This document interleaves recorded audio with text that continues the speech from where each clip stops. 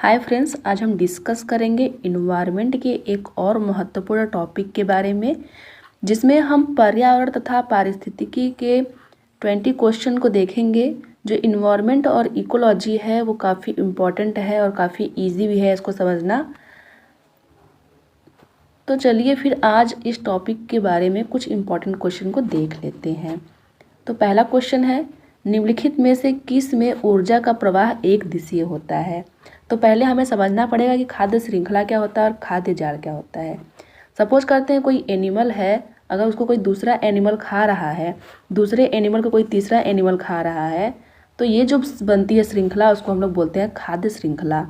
लेकिन अगर एक एनिमल को कोई दो एनिमल खा रहे हैं, जैसे मान लीजिए अगर कोई सांप है, अगर उसको कोई मोर भी खा रहा है, कोई शेर भी खा रहा है, फिर जो मोर है उसको कोई और खा रहा है, शेर को कोई और खा रहा है, तो ये जो जाल बन जाता है उसको हम लोग बोलते हैं खाद्य श्रृंखला। तो इसमें पूछा हुआ है कि किस में ऊर्जा का प्रवाह एक दिशीय होता है। देखिए, हमें खाद्य श्रृंखला में ऊर्जा का प्रवाह एक दिशा में होता हुआ दिखाई दे रहा है। तो इस हिसाब से इसका ऑप्शन नंबर 1 सही हो जाएगा। याद रखिएगा, कभी भी खाद्य जाल में या फिर खाद्य संजाल में ऊर्जा का जो प्रवाह होता है वो एक दिशीय नहीं होता है। तो नेक्स्ट क्वेश्चन की बात करते हैं, निम्नलिखित में से कौन पारिस्थितिक तंत्र का उदाहरण है। तो देखिए, हम पारिस्थितिक वर्ड का मतलब समझने की कोशिश करेंगे। जो पारिस्थितिकी जो तंत्र होता है उसमें क्या होता है, जो हमारा इन्वायरमेंट होता है वो किसी न किसी तरीके से अलग अलग चीज़ों से रिलेटेड होता है। जैसे जो हमारा इन्वायरमेंट होता है उसमें वाटर भी होता है, एयर भी होता है, लिविंग चीज़ें भी होती हैं और नॉन लिविंग चीज़ें भी होती हैं। जब सारे चीज़ें एक दूसरे से इंटरेक्ट करती हैं तो हम लोग उसको बोलते हैं पारिस्थितिकी तंत्र। तो ऑप्शन देख लेते हैं, सवाना, मरुस्थल, टुंड्रा, यह सभी। देखिए, जो घास का मैदान है उसका नाम है सवाना। ये सवाना जो घास का मैदान होता है वो अफ्रीका में पाया जाता है। तो अगर घास का मैदान वहाँ पे है तो वहाँ जीव जंतु भी रहते होंगे, तो जाहिर सी बात है कि वो एक दूसरे से इंटरेक्ट भी करते होंगे, एक जीव को कोई दूसरा जीव खाता होगा। तो इसका ऑप्शन नंबर 1 तो सही है। नेक्स्ट देखते हैं मरुस्थल। अगर मरुस्थल है तो ऐसा तो नहीं है कि वहाँ पेड़ नहीं होते हैं। मरुस्थल में बहुत ही छोटे छोटे पेड़ होते हैं, झाड़ियाँ होती हैं, जिसको जो है एनिमल्स खाते हैं और एक दूसरे से इंटरेक्ट करते हैं। तो ये भी आपका एक पारिस्थितिक तंत्र का उदाहरण हो गया। तीसरा ऑप्शन है टुंड्रा। टुंड्रा जो प्रदेश होता है उसमें क्या होता है, बर्फ़ होती है लेकिन फिर भी वहाँ एनिमल्स होते हैं, जैसे फिश हो गई, पोलर बियर हो गया, ये सारी चीज़ें एक दूसरे से इंटरेक्ट करते हैं। तो ये भी आपका ऑप्शन नंबर 3 भी सही है। इस हिसाब से हमारा ऑप्शन नंबर 4 हो जाएगा इस क्वेश्चन का आंसर। नेक्स्ट क्वेश्चन देखते हैं, प्रत्यक्ष या अप्रत्यक्ष रूप से सभी जीवों के लिए ऊर्जा का प्राथमिक स्रोत है। देखिए, यहाँ वर्ड यूज किया है प्राथमिक स्रोत। तो हम जो भी ऊर्जा प्राप्त करते हैं, चाहे वो प्रत्यक्ष रूप से करते हो चाहे वो अप्रत्यक्ष रूप से प्राप्त करते हो, उसका जो सोर्स है, प्राथमिक जो सोर्स है वो सूर्य होता है। हम कभी भी इस ऑप्शन में पौधों को टिक नहीं करेंगे, क्योंकि जो पौधे होते हैं वो भी सूर्य पे ही डिपेंड होते हैं अपने भोजन को बनाने के लिए, और हम अपने भोजन के लिए पौधों पे डिपेंड होते हैं। तो प्राथमिक रूप से हम लोग सूर्य पे ही डिपेंड हुए। तो प्रश्न नंबर 3 का जो है ऑप्शन नंबर 2 सही हो जाएगा। नेक्स्ट क्वेश्चन देखते हैं, क्वेश्चन नंबर 4 कह रहा है, ऊर्जा का पिरामिड किस से संबंधित है। देखिए, कोई भी जो पिरामिड होता है वो इस आकार का होता है। अगर वो पिरामिड ऊर्जा का है तो ये किस प्रकार से बनेगा ये हमें देखना है। इसमें क्या होता है कि जब भी हम लोग पर्यावरण की बात करते हैं, पारिस्थितिकी की बात करते हैं, तो उसमें एक स्तर से दूसरे स्तर तक एनर्जी का ट्रांसफ़र होता है। तो जो ऊर्जा का पिरामिड होता है उसमें क्या होता है, जैसे मान लीजिए एक पौधा है, उसको किसी एक एनिमल ने खाया, उस एनिमल को किसी और एनिमल ने खाया, तो ये क्या हुआ, एक खाद्य श्रृंखला बन गया। तो हम लोग इसका जो पिरामिड है उसको बना सकते हैं कि किसने किसको खाया। लेकिन अगर एक ही चीज़ को 3-4 लोग खा रहे हैं तो हम लोग उसका पिरामिड नहीं बना सकते हैं। इसलिए जब भी पिरामिड बनता है वह खाद्य श्रृंखला का बनता है, खाद्य जाल का नहीं बनता। आप लोग इसको थोड़ा सा नोट कर लीजिएगा। जब भी पिरामिड बनेगा, चाहे ऊर्जा का पिरामिड हो, चाहे संख्या का पिरामिड हो, चाहे बायोमास का पिरामिड हो, जब भी बनेगा वो किसका बनेगा, खाद्य श्रृंखला का बनेगा। तो इस हिसाब से क्वेश्चन नंबर 4 का ऑप्शन नंबर 3 सही हो गया। नेक्स्ट देखते हैं, अवशिष्ट उत्पादों को खाने वाले जीवों को क्या कहा जाता है। तो ऑप्शन देख लेते हैं, शाक भक्षी, मृतक भक्षी, मांस भक्षी, रसायन भक्षी। तो देखिए, जो जो हरे पौधों को खाते हैं उन्हें हम लोग बोलते हैं शाकभक्षी। इंग्लिश में इनको बोलते हैं हर्बीवोरस। जो मृत जीवों को खाते हैं उनको हम लोग बोलते हैं अपघटक। तो अपशिष्ट पदार्थों को खाने वालों को हम लोग क्या कहेंगे? मृतक भक्षी। जो मांस भक्षी होते हैं उनको हम लोग बोलते हैं कार्निवोरस। इंग्लिश में हम लोग मांस भक्षी वालों जीवों को क्या कहते हैं? कार्निवोरस। तो इस हिसाब से अपशिष्ट पदार्थों को खाने वाले जीवों को हम लोग कहेंगे मृतक भक्षी। वहीं जो हरे सब्जियां खाते हैं, साग पात खाते हैं, उनको हम लोग कहेंगे शाकभक्षी। नेक्स्ट क्वेश्चन देख लेते हैं। निम्न में से कौन सा क्रम पारिस्थितिकीय तंत्र में ऊर्जा प्रवाह के संबंध में सही है?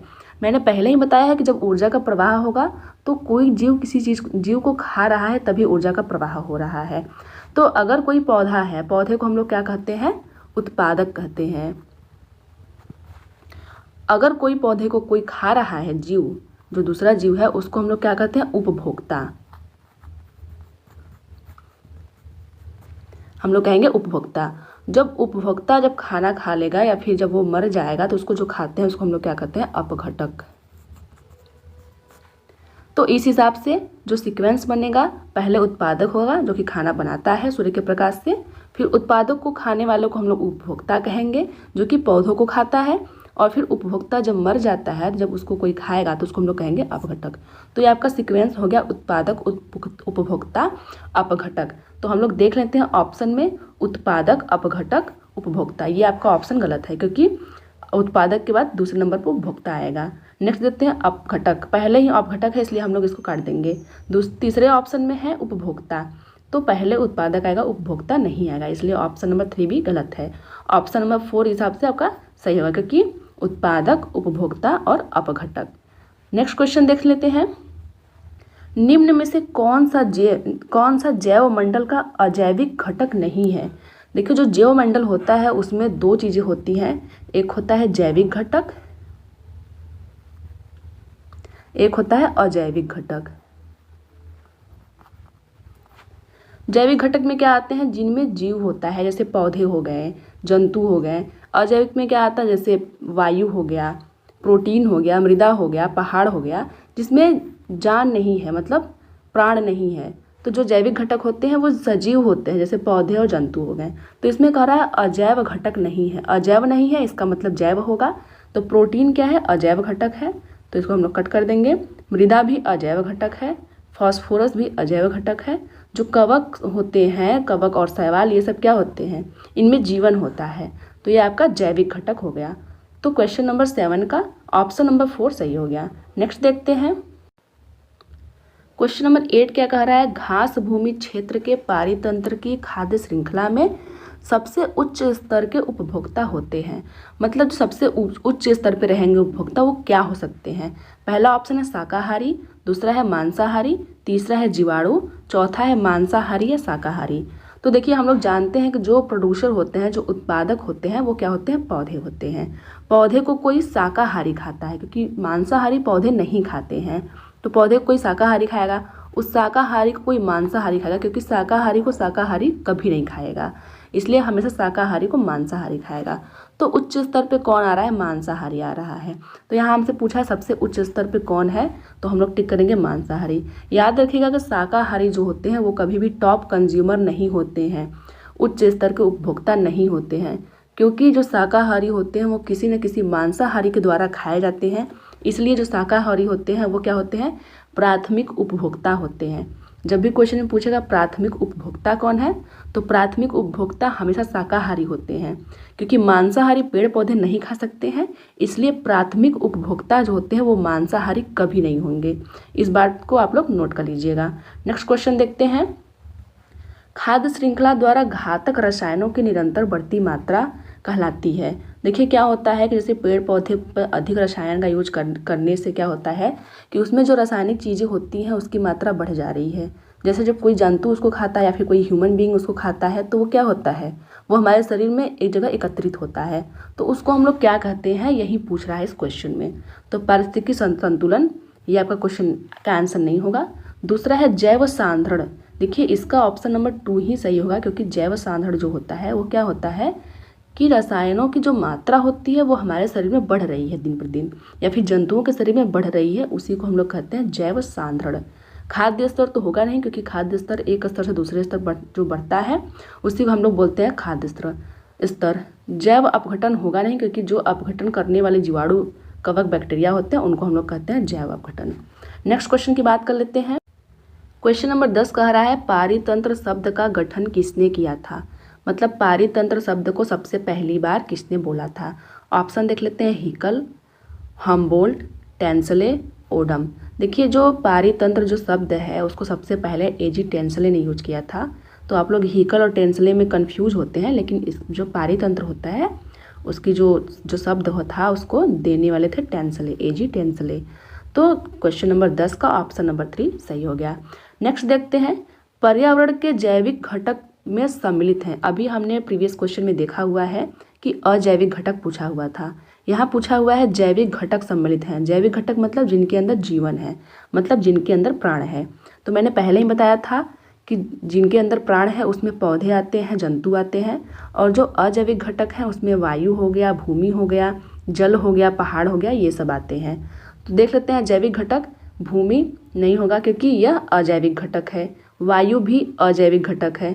देखिए ऑप्शन नंबर 3 में दिया है पौधे, अगर यहाँ जंतु भी होता तब भी ये ऑप्शन ठीक रहता, क्योंकि पौधे जो होते हैं वो जैविक घटक के अंतर्गत आते हैं। चौथा ऑप्शन है जल, तो ये भी आपका ऑप्शन गलत है, क्योंकि ये जो तीनों हैं वो अजैविक घटक हैं। नेक्स्ट देखते हैं, किसी खाद्य श्रृंखला में शाकाहारी होते हैं। देखिए मैंने पहले ही बताया जो शाकाहारी होते हैं वो क्या होते हैं, प्राथमिक उपभोक्ता होते हैं, क्योंकि वही पेड़ पौधों को खाते हैं, वो कभी भी मांस को नहीं खाएंगे जो शाकाहारी होते हैं। तो हम लोग ऑप्शन देख लेते हैं, प्राथमिक उत्पादक। प्राथमिक उत्पादक तो प्लांट होते हैं, ये इसमें एनिमल नहीं आते। जो प्राथमिक उत्पादक होते हैं वो प्लांट होते हैं। प्राथमिक उपभोक्ता जो प्लांट को खाते हैं उसको हम लोग बोलते हैं प्राथमिक उपभोक्ता, इसका मतलब शाकाहारी। तो 12 क्वेश्चन का आंसर नंबर 2 सही हो जाएगा, क्योंकि जो प्राथमिक उपभोक्ता होते हैं वो क्या होते हैं, शाकाहारी होते हैं। नीचे तीसरे ऑप्शन में दिया हुआ है द्वितीयक उपभोक्ता। देखिए जो भी द्वितीयक उपभोक्ता होगा वो क्या होगा, मांसाहारी होगा, क्योंकि वह किसी शाकाहारी को खा रहा है, इसीलिए वह द्वितीयक उपभोक्ता है। आप लोग जानते हो कि अपघटनकर्ता में कौन कौन आता है, वायरस आते हैं, बैक्टीरिया आते हैं, फंजाई आते हैं, ये सब क्या आते हैं, किस में आते हैं, अपघटनकर्ता में। तो क्वेश्चन नंबर 12 का ऑप्शन नंबर 2 सही हो गया। नेक्स्ट देखते हैं, पारिस्थितिकीय तंत्र के तत्वों के चक्रण को क्या कहते हैं। देखिए जो पारिस्थितिक तंत्र है उसमें क्या होता है, एक तत्व दूसरे जीव में जाता है, उसके बाद वो मर जाता है तो मिट्टी मिल जाता है, उसके बाद क्या होता है कि ये इन्वायरमेंट चला जाता है, फिर क्या होता है, ये ऐसे ऐसे चक्र चलता रहता है। तो उसी को पूछा गया है कि पारिस्थितिक तंत्र में तत्वों के चक्रण को क्या कहते हैं। रासायनिक चक्र, जैव भू रासायनिक चक्र, भूगर्भिक चक्र, भू रासायनिक चक्र। तो देखिए इसका सही ऑप्शन है ऑप्शन नंबर 2। जो पारिस्थितिक जो तंत्र में तत्वों का जो चक्रण होता है उसको हम लोग कहते हैं जैव भू रासायनिक चक्र। तो 13वां क्वेश्चन का ऑप्शन नंबर 2 सही हो गया। नेक्स्ट क्वेश्चन देखते हैं, इकोसिस्टम की सही परिभाषा क्या है। देखिए इकोसिस्टम में जो होता है उसमें क्या होता है, कुछ जीव होते हैं, कुछ निर्जीव चीज़ें होती हैं, उनका क्या होता है कि संतुलित वातावरण होता है और एक दूसरे से इंटरेक्शन होता है, मतलब क्रिया होती है एक दूसरे के वो प्रभाव को समझते हैं और एक दूसरे को प्रभावित करते हैं। तो हम लोग ऑप्शन देख लेते हैं, परस्पर क्रिया करने वाला जीव समुदाय, ये आपका नहीं होगा क्योंकि जीव समुदाय के अंतर्गत निर्जीव की बात नहीं कर रहा है।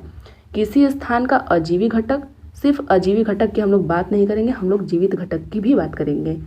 तीसरा देखते हैं, पृथ्वी और वायुमंडल का क्षेत्र जहाँ जीव रहते हैं, यहाँ फिर से जीव की बात कर दिया तो सिर्फ जीव नहीं होगा क्योंकि अजीव चीज़ें भी इकोसिस्टम में होती हैं। ऑप्शन नंबर 4 है जीव समुदाय और उसके वातावरण का संतुलित तंत्र। ऑप्शन नंबर 4 आपका सही हो गया, क्योंकि इकोसिस्टम जो होता है उसमें क्या होता है, जीव समुदाय होता है और साथ में उसका वातावरण होता है। वातावरण मतलब जैसे जल हो गया, पर्वत हो गया, ये सारी चीज़ें किस में आती है, वातावरण में आती है। तो इकोसिस्टम की जो सही परिभाषा है वो ऑप्शन नंबर 4 है। नेक्स्ट देख लेते हैं, क्वेश्चन नंबर 15 कह रहा है, जब मोर सांप को खाता है, सांप कीड़ों को खाता है और कीड़े हरे पौधों को खाते हैं, तो मोर का पोषक तल है। देखिए क्वेश्चन में 3-4 क्वेश्चन बन सकते हैं कि मोर का पोषक तल क्या है, या फिर सांप का पोषक तल क्या है, कीड़े का पोषक तल क्या है। तो इसको हम लोग एक ही क्वेश्चन में समझ लेते हैं। जैसे मान लीजिए कि एक पिरामिड बनाते हैं और यहाँ पे आपका लिख देते हैं, अगर इस क्वेश्चन को उल्टा हम लोग पढ़ेंगे तो पहले क्या है पौधे, क्योंकि किसी खाद्य श्रृंखला में सबसे पहले हम लोग पौधों को रखते हैं, क्योंकि पौधे क्या होते हैं, उत्पादक होते हैं। तो अगर हम लोग पौधों के रखें तो यहाँ पे हम लोग लिख देंगे प्लांट, सबसे नीचे हम लोग प्लांट को रख देंगे। उसके बाद कह रहा है कि जो प्लांट है उसको क्या कीड़े खा रहे हैं, तो हम लोग दूसरे स्तर पर लिख देंगे इंसेक्ट, दूसरे स्तर पे इंसेक्ट हो गया। तीसरा कह रहा है सांप कीड़ों को खाता है, इसका मतलब स्नैक खा रहा है, स्नैक खा रहा है कीड़ों को। उसके बाद जो मोर है वो सांप को खा रहा है, तो हम लोग सबसे ऊपर लिख देंगे मोर।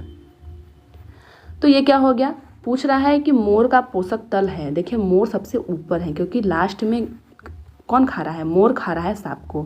तो देख लेते हैं ऑप्शन प्राथमिक उपभोक्ता। देखिए प्राथमिक उपभोक्ता तो आपका इंसेक्ट हो गया, क्योंकि सबसे पहला जो खाना खा रहा है वो प्लांट को इंसेक्ट ही खा रहा है, तो प्राथमिक उपभोक्ता आपका इंसेक्ट हो गया। कह रहा है अंतिम अपघटक, देखिए इसमें इस क्वेश्चन में अंतिम अपघटक की बात ही नहीं किया है, क्योंकि जब मोर डेड होगा, जब मोर की मृत्यु हो जाएगी तब उसको जो खाएगा उसको हम लोग बोलेंगे अपघटक। तो ये भी आपका ऑप्शन गलत है, दोनों ऑप्शन आपका गलत है। तीसरा बोल रहा है प्राथमिक अपघटक, जब अपघटक की बात ही नहीं है इस क्वेश्चन में तो प्राथमिक और अंतिम अपघटक की हम लोग बात नहीं करेंगे। तो ऑप्शन नंबर 3 भी आपका गलत हो गया। ऑप्शन नंबर 4 है खाद्य पिरामिड के शीर्ष पर। देखिए मोर कहाँ है, खाद्य पिरामिड के शीर्ष पे है, तो ये आपका ऑप्शन नंबर 4 सही हो जाएगा। तो इस क्वेश्चन का ऑप्शन नंबर 4 सही है। अगर इस क्वेश्चन को और अच्छी तरीके से समझे तो इसमें पूछ सकता है कि स्नैक किस स्तर पे है, तो हम लोग इसको बोलेंगे द्वितीयक उपभोक्ता। क्यों, क्योंकि प्लांट को इंसेक्ट खा रहा है तो वो तो प्राथमिक हो गया, अब इंसेक्ट को स्नैक खा रहा है तो वो द्वितीयक हो गया। अगर मोर को हम लोग अगर इसमें कोई और ऑप्शन बनाए तो हम लोग ये कह सकते हैं कि जो मोर है वो तृतीयक उपभोक्ता है, क्योंकि इस श्रृंखला में मोर को कोई नहीं खाने वाला है, इसलिए हम लोग बोलते हैं कि मोर जो है वो टॉप कंज्यूमर है। तो क्वेश्चन ऐसे ही पूछ सकते हैं, आपको जिस तरह से भी क्वेश्चन पूछेंगे आप लोग इसको सॉल्व कर दीजिएगा। नेक्स्ट क्वेश्चन देखते हैं, निम्न में से कौन सर्वाधिक उत्पादक पारिस्थितिक तंत्र है। देखिए पारिस्थितिक जो तंत्र होते हैं उनकी प्रोडक्टिविटी भी अलग अलग होती है। जिस पारिस्थितिक तंत्र में पेड़ पौधे अधिक होते हैं उसकी उत्पादक क्षमता उतनी ही अधिक होती है। तो ऑप्शन देख लेते हैं मरुस्थल, मरुस्थल में पेड़ पौधे नहीं होते हैं, उतना जंतु नहीं होते हैं। ऐसा हम नहीं कह रहे हैं कि होते ही नहीं हैं, होते हैं लेकिन बहुत ही कम संख्या में होते हैं, इसलिए मरुस्थल इसका ऑप्शन नहीं होगा। दूसरा है सवाना, जैसा मैंने पहले बताया जो सवाना है वो एक घास का मैदान है जो कि अफ्रीका में पाया जाता है। तो घास का मैदान है, वहाँ वृक्ष की मात्रा कम होती है, इसलिए जो जंतु होते हैं, जो जीव होते हैं, उसकी जो प्रोडक्टिविटी होती है वो कम होती है। तो ये भी आपका ऑप्शन नंबर 2 भी गलत हो गया। ऑप्शन नंबर 3 है टुंड्रा।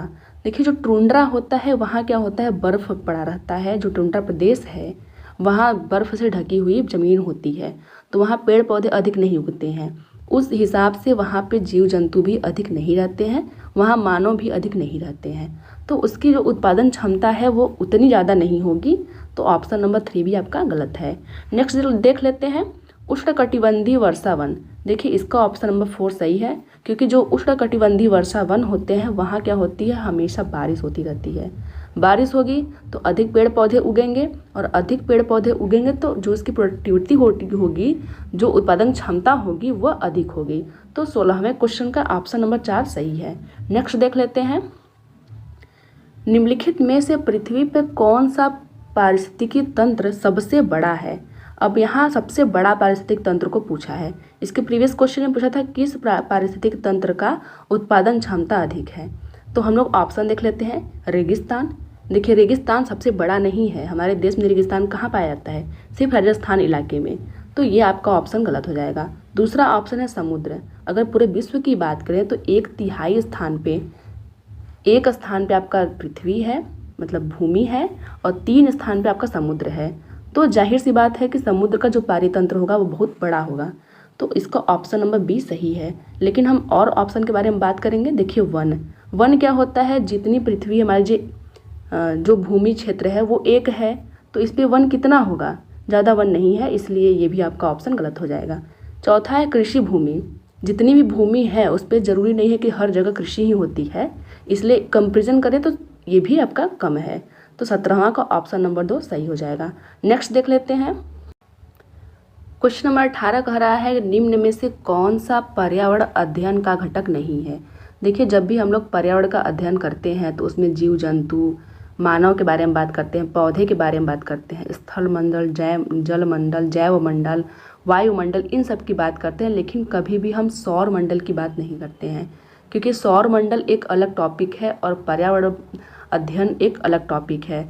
तो जिसमें हम लोग मानव की बात करते हैं, वायुमंडल की बात करते हैं, जल मंडल की बात करते हैं, पौधे की बात करते हैं, जंतु की बात करते हैं, ये सारी चीज़ें जो होती हैं वो पर्यावरण अध्ययन के अंतर्गत आती हैं, लेकिन कभी भी हम लोग सौर मंडल की बात नहीं करते हैं। तो यहाँ पूछा गया है कि कौन सा घटक नहीं है, तो इस हिसाब से इसका ऑप्शन नंबर 4 सही हो जाएगा।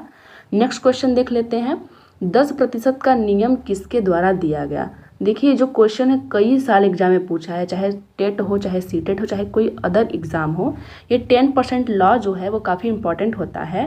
तो इसको हम लोग देख लेते हैं, गोल्डमैन द्वारा, बैटमैन द्वारा, लिंडमैन द्वारा, इनमें से कोई नहीं। तो जो 10% लॉ होता है उसको किसने दिया था, लिंडमैन ने दिया था। ये आप लोग याद कर लीजिएगा क्योंकि क्वेश्चन पूछ सकता है। 10% लॉ क्या है हम लोग समझेंगे। जैसे मान लीजिए ये कोई खाद्य स्तर है, अब जो नीचे जो भी पौधे होंगे अगर उनको कोई खाएगा ऊपर वाला एनिमल, तो क्या होगा, जितनी इनकी एनर्जी रहेगी सिर्फ उसका 10% ही ये लोग पा सकते हैं। अब इस एनिमल को जो भी खाएगा ऊपर वाला, इस एनिमल से केवल 10% एनर्जी ऊपर वाले को मिलेगी। इसी को हम लोग करते हैं लिंडमैन का 10% लॉ। तो आई होप आप लोग को ये समझ में आ गया होगा कि लिंडमैन का 10% लॉ क्या है। नेक्स्ट क्वेश्चन देख लेते हैं, ऊर्जा का पिरामिड होता है सीधा, उल्टा, अनियमित, इनमें से कोई नहीं। देखिए, ये भी क्वेश्चन काफ़ी बार एग्जाम में पूछा हुआ है कि ऊर्जा का पिरामिड कैसा होता है। तो जो ऊर्जा का पिरामिड होता है हम लोग याद रखेंगे कि हमेशा ये सीधा होता है। अब सीधा क्यों होता है, देखिए कोई भी हम लोग पिरामिड बनाते हैं तो नीचे हम लोग क्या रखते हैं, पौधों को रखते हैं। इस संसार में सबसे अधिक क्या है, पेड़ पौधे ही हैं। अगर नंबर से हम लोग काउंट किया जाए तो सबसे अधिक पेड़ पौधे हैं, तो हम लोग नीचे पेड़ पौधों को रखेंगे। अब जो उससे खाने वाले हैं, उसको जो पेड़ पौधों को जो खाने वाले हैं, तो एनर्जी सिर्फ 10% ट्रांसफ़र हो रही है।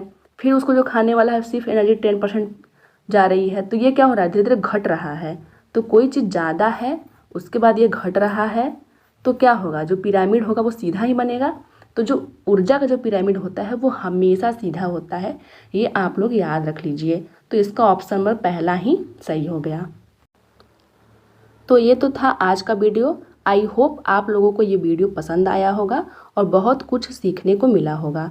अगर आप लोगों ने इसको ध्यान से पढ़ा होगा तो मुझे नहीं लगता कि इससे एक भी क्वेश्चन बाहर जाने वाला है। इन्वायरमेंट में जितने भी क्वेश्चन पूछे जाते हैं इसी सारे टॉपिक से घुमा घुमा के क्वेश्चन पूछते हैं। हो सकता है उसका लैंग्वेज अलग हो, लेकिन कॉन्सेप्ट यही होने वाला है। तो हम लोग 20 क्वेश्चन के माध्यम से कुछ थियरी को भी कवर करने की कोशिश किए हैं। ऐसे ही नेक्स्ट वीडियो में हम लोग किसी और टॉपिक के बारे में बात करेंगे। तब तक के लिए धन्यवाद।